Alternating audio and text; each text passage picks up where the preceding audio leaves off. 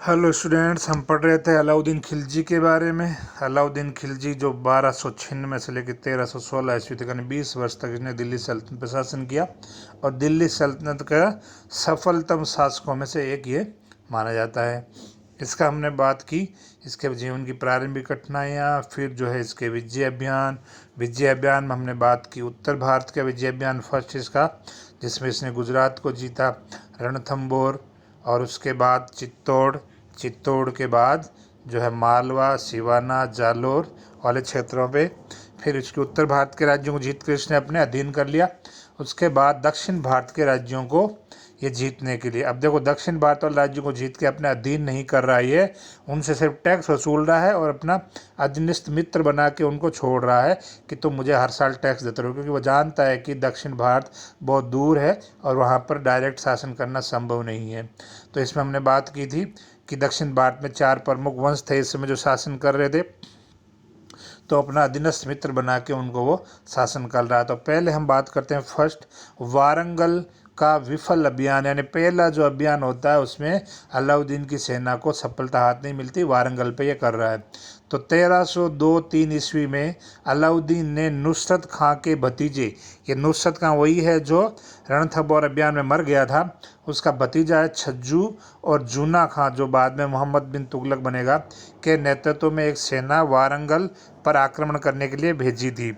वहाँ का शासक है प्रताप रुद्रदेव, वारंगल का शासक है प्रताप रुद्रदेव ने मुस्लिम सेना को पराजित करके वापस खदेड़ दिया। यानी दक्षिण भारत का पहला अभियान जो है विफल रहा, हार का सामना करना पड़ा अलाउद्दीन की सेना को। फिर लेते हैं सेकंड देवगिरी पर पुण्य आक्रमण। पुण्य क्यों बोल रहे हैं? क्योंकि अलाउद्दीन जब सुल्तान नहीं था तब देवगिरी पे आक्रमण करके जो है वहाँ पर उसके राजा को हरा के धन वसूला था, घोड़े लिए थे, फिर उससे सेना खड़ी की थी ना, जब वो इलाहाबाद और कांडा वाले क्षेत्र का जब सूबेदार था ना, तो वहाँ पर उस समय मतलब जलालुद्दीन के शासनकाल में, अब पुणे आक्रमण कर रहा है। तो जलालुद्दीन के शासनकाल में अलाउद्दीन ने कड़ा माणकपुर का जब वो सूबेदार था तब उस समय आक्रमण किया था, अब ये वापस कर रहा है। तो जलालुद्दीन के शासनकाल में अलाउद्दीन ने देवगिरी के राजा के साथ जो संधि की थी, देवगिरी का राजा है रामचंद्र देव, तो उसके अनुसार राजा को एलिसपुर जगह है देवगिरी में, एलिसपुर के क्षेत्र का वार्षिक कर चुकाने का वचन देवगिरी के राजा रामचंद्र देव ने दिया था, परंतु अब वो 3 वर्ष हो गए कर नहीं भेज रहा। इसलिए 1306-7 ईस्वी में अलाउद्दीन ने रामचंद्र देव के विरुद्ध दिल्ली से सेना भेजी है मलिक काफूर के नेतृत्व में। यह मलिक काफूर वही है जो गुजरात अभियान में मिला था। तो मलिक काफूर के नेतृत्व में एक सेना भेजी तथा काफूर को देवल देवी को लाने के लिए भी कहा गया। देवल देवी कौन है? राजा कर्ण गुजरात वाला, उसकी बेटी, और कमला देवी जो अब अभी जो अलाउद्दीन से उसका निकाह हो गया, अब कमला देवी अलाउद्दीन की पत्नी है तो उसकी बेटी। तो ये जो माँ है कमला देवी, ये कह रही है कि वो देवल देवी की याद आ रही है, उसको लेके आए। तो यहाँ पर कमला देवी, क्योंकि कमला देवी अपनी पुत्री से मिलना चाहती थी, और राजा कर्ण और उसकी बेटी ने जो है देवगिरी के राजा शरण ले रखी थी, उन्होंने जो एक छोटी सी रियासत उनको दे रखी थी, वहाँ पर राजा कर्ण और ये अपनी बेटी के साथ रह रहा है।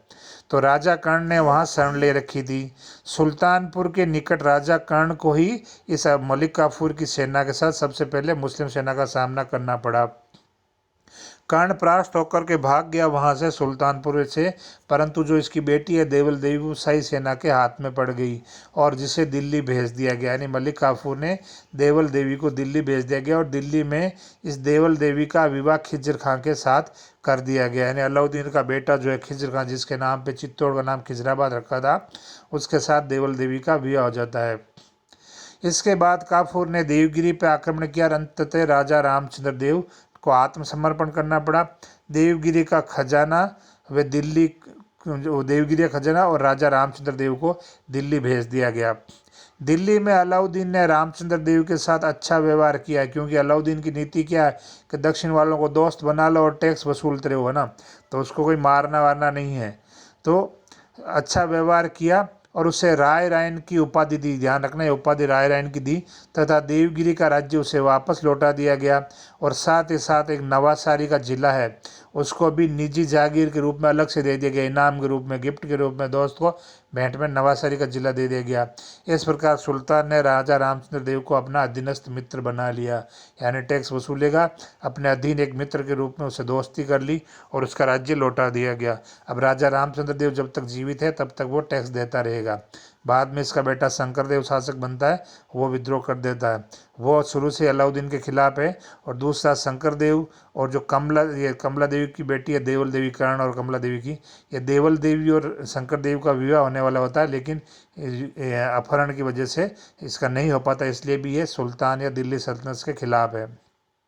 इसको हम आगे पढ़ेंगे। तो नेक्स्ट हम लेते हैं तेलंगाना पे। तो हमने बात की कि पहला अभियान तेलंगाना के विरुद्ध असफल रहा था। तो अलाउद्दीन ने वारंगल के विरुद्ध जो पहली विफलता मिली थी उसको भूला नहीं पाया, इसलिए देवगिरी में जो है मलिक काफूर ने विश्राम करने के बाद में जनवरी 1310 में वारंगल के निकट पहुंच गया, यानी वारंगल पर इसने अभियान किया है। और वारंगल का दुर्ग बहुत मजबूत था। काफूर ने वारंगल दुर्ग की सख्त घेराबंदी के द्वारा दूर रक्षक सेना को भारी क्षति पहुंचाई, यानी दुर्ग बहुत मजबूत था और काफूर ने इसकी सख्त घेराबंदी कर दी और दूर रक्षक सेना को, यानी जो राजा प्रताप रुद्र देव की जो सेना थी उसको भारी नुकसान पहुंचाया। कुछ दिनों बाद प्रताप रुद्र देव ने आत्मसमर्पण कर दिया और उसे अधीनता स्वीकार करते हुए वार्षिक कर चुकाने का वचन दिया और कोहिनूर हीरा भी भेंट किया। ये जो कोहिनूर हीरा है, ये कोहिनूर हीरा विश्व का सबसे महंगा हीरा और प्रसिद्ध हीरा है और वर्तमान में ये ब्रिटेन की महारानी के मुकुट में लगा हुआ है ना। तो ये कोहिनूर हीरा बहुत भटका है। अभी ये कोहिनूर हीरा मूल रूप से निकला था गोलकुंडा की खानों से निकला था। गोलकुंडा यानी वही तेलंगाना हैदराबाद, तो ये यहाँ से निकला था और ये भटकता रहता है। अभी सल्तनत काल के शासकों के पास आता है, फिर ये मध्यकाल में मुगलों के पास आता है ना, शाहजहाँ के पास आता है, शाहजहाँ से जो फिर ये रणजीत सिंह जो सिख राजा है उनके पास भी जाता है। रणजीत सिंह को मिलता है अफगानों से, अफगान जो नादिर शाह हमला करता है दिल्ली पे तो वह तख्त ताउस और कोहिनूर हीरा ले जाता है। अफगानों से फिर मिलता है राजा रणजीत सिंह को, और फिर सिखों से जो ये अंग्रेज़ों को मिलता है और अंग्रेज़ों से ये अंग्रेजों की महारानी के पास पहुंच जाता है। आज भी ब्रिटेन की महारानी के मुकुट में काट करके इसको सजाया गया कोहिनूर हीरा। और आज भी जो है सिख जो है, जो कोहिनूर हीरा जिनके पास लास्ट में भारतीयों के पास था, तो ये अंग्रेजों से मांग करते हैं कि हमारा है, हमें वापस दिया जाए ना। तो ये कोहिनूर हीरा जो इस समय जो है भेंट किया गया मलिक काफूर को प्रताप रुद्र देव के द्वारा। नेक्स्ट बात करते हैं फोर्थ होयसल राज्य पर आक्रमण। तो 1310 में होयसल राज्य पर वीर वल्लाल थड़ का शासन था और उसने अपनी राजधानी द्वार समुद्र उसकी समृद्धि के लिए प्रसिद्ध, यानी वो सुख संपन्न और धन धान्य में समृद्ध थी। देवगिरी में विश्राम करने तथा वापसी के मार्ग की समुचित सुरक्षा की इंतजाम करने के बाद, ठोस इंतजाम करने के बाद काफूर द्वार समुद्र की तरफ बढ़ा। तो वीर वल्लाल ने राजधानी को बचाने का प्रयास किया किंतु असफल रहा और राजधानी पर आक्रमणकारियों का कब्जा हो गया, यानी मलिक काफूर ने अधिकार कर लिया। विवश होकर के वल्लाल को संधि करनी पड़ी, वीर वल्लाल को संधि करनी पड़ी और युद्ध का भारी हर्जाना भी चुकाना पड़ा। इन युद्ध में जो नुकसान हुआ और उसकी भरपाई के रूप में धन देना पड़ा। सुल्तान की अधीनता उसको स्वीकार करनी पड़ी और वार्षिक कर चुकाने का भी वचन दिया, यानी ये राज्य भी, अब जो तीसरा राज्य ये भी अधीनता स्वीकार कर ली दक्षिण भारत का। अब दक्षिण भारत का चौथा और अंतिम राज्य बचा पांड्य राज्य। तो यहाँ पर ये सुदूर तमिलनाडु में है और ये जो हमने पढ़ा था होयसल राज्य ये वर्धमान कर्नाटक में है और ये वारंगल वाला तेलंगाना में है, देवगिरी वाला महाराष्ट्र में है। तो पांड्य राज्य की बात करते हैं तो द्वार समुद्र से काफूर ने सुदूर दक्षिण के अंतिम राज्य पांड्य की तरफ कूच किया। इन दिनों पांड्य राज्य के सिंहासन के लिए दो भाई लड़ रहे थे आपस में, वीर पांड्य और सुंदर पांड्य, दो भाइयों में जो बीच में गृह चल रहा था, ने दोनों राजा बनना चाहते थे। काफूर ने राजधानी मदुरा पर आक्रमण करा और इस पर अधिकार कर लिया। वीर पांड्य ने छापामार युद्ध पद्धति के माध्यम से शत्रु से संघर्ष जारी रखा। तो वीर पांड्य युद्ध जारी रखा, उसने राजधानी पर मदुरा पर आक्रमण अधिकार हो गया, फिर भी वो लड़ रहा है लेकिन छापामार युद्ध पद्धति से लड़ रहा है। छापामार समझते हो ना, छापामार का मतलब है अचानक आक्रमण करना, तो शत्रु को नुकसान पहुंचाना और भाग के छुप जाना पहाड़ों में, जंगलों में ना। तो वो खुल करके सामने युद्ध नहीं लड़के, छापामार युद्ध है ना, जिसमें छुप के लड़ते हैं। जैसे मराठों ने मुगलों विरुद्ध छापामार युद्ध पद्धति अपनाई थी, है ना। तो वीर पांड्या ने छापामार युद्ध पद्धति के माध्यम से शत्रु से संघर्ष जारी रखा। काफूर अंत में दिल्ली लौट आया और इस बार जितनी धन संपदा, हाथी और घोड़े अपने साथ दिल्ली लाया, उससे पहले इतना माल कोई नहीं लाया था। यानी जितना खजाना उसको इस पांड्य राज्य, धनवान राज्य से मिला था, हाथी, घोड़े, हीरे जवाहरात, सोना चांदी, इतना धन तो पहले किसी को भी नहीं मिला था ना।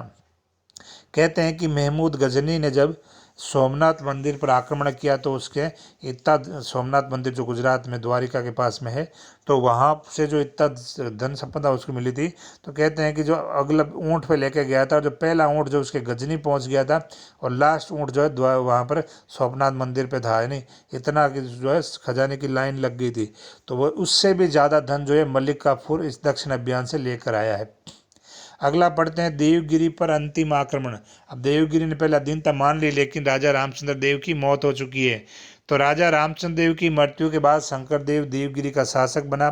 वे शुरू से ही दिल्ली सल्तनत का विरोधी रहा था। हमने कारण की बात की थी कि वो एक तो मुस्लिम राज्य के खिलाफ था, दूसरा देवल देवी उसकी, और देवल देवी और इसका विवाह होने वाला था, तो जो उसको उसका खिजर खान के साथ विवाह कर दिया गया, तो ये इसका विरोधी रहा था। तो 1311 ईस्वी में जब काफूर वापस दिल्ली लौट गया तो इसने वार शिखर भेजना बंद कर दिया और उसकी सजा देने के लिए 1313 ईस्वी में मलिक काफूर को फिर जो है देवगिरी भेजा गया। शंकरदेव ने डटकर शाही सेना का सामना किया, लेकिन वो परास्त होकर के लड़ता हुआ मारा गया और देवगिरी के राज्य जो बहुत बड़ा भाग जो है दिल्ली सल्तनत में सम्मिलित कर लिया गया। यानी अब इसका अधिकांश क्षेत्र जो है वो दिल्ली सल्तनत में मिला लिया गया।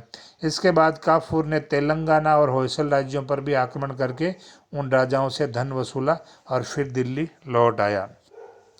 तो इस प्रकार इसने, मलिक काफूर ने ही पूरे दक्षिण भारत को जीता था। अलाउद्दीन का यह वफादार नौकर सेवक मलिक काफूर, इसने पूरा जो है दक्षिण भारत जीत लिया था। अब हम बात करते हैं अलाउद्दीन की दक्षिण नीति की समीक्षा। समीक्षा यानी उसकी दक्षिण नीति क्या सफल रही, असफल रही, इसके बारे में विद्वान क्या राय रखते हैं, क्या विचार रखते हैं, उनको हम इसमें पढ़ेंगे। तो कुछ इतिहासकारों का मत है कि अलाउद्दीन दक्षिण भारत को अपनी अधीनता में बनाए रखने के लिए विफल रहा और उसकी दक्षिण नीति को सफल नहीं कहा जा सकता, ये कुछ विद्वानों का मानना है। इसके विपरीत दूसरे विद्वानों का मानना है कि अलाउद्दीन दक्षिण भारत में अपने उद्देश्य को प्राप्त करने में सफल रहा। उनका कहना है कि दक्षिण भारत को वह अपने सीधे शासन में नहीं रखना चाहता था, तो केवल जो है इन राज्यों से जो है धन संपदा हथियाना चाहता था और अपनी प्रभुसत्ता मनवाना चाहता था। अपने अधीन दो, धन दो, कर दो, टैक्स दो ना, और कुछ कुल मिलाकर के उसकी दक्षिण नीति को सफल माना जा सकता है। तो विद्वानों के अलग अलग तर्क है, कुछ लोग उसको सफल नहीं मानते, कुछ लोग मानते, लेकिन फाइनली उसका उद्देश्य सफल हुआ था। उसको वहाँ से धन चाहिए था, माल चाहिए था, घोड़े चाहिए थे, हाथी चाहिए थे, और उनको अधीनता मनवानी थी, और इन सब में वो सफल रहा, तो इसकी दक्षिण नीति को सफल कहा जा सकता है। तो ये सेकेंड पोर्शन पूरा हुआ दक्षिण भारत की विजय अभियान। थर्ड पोर्शन में हम पढ़ोगे मंगोल संकट और उत्तर पश्चिमी सीमांत नीति, यानी मंगोलों से वो संघर्ष करता उसके बारे में। तो नेक्स्ट क्लास में लेंगे इसको।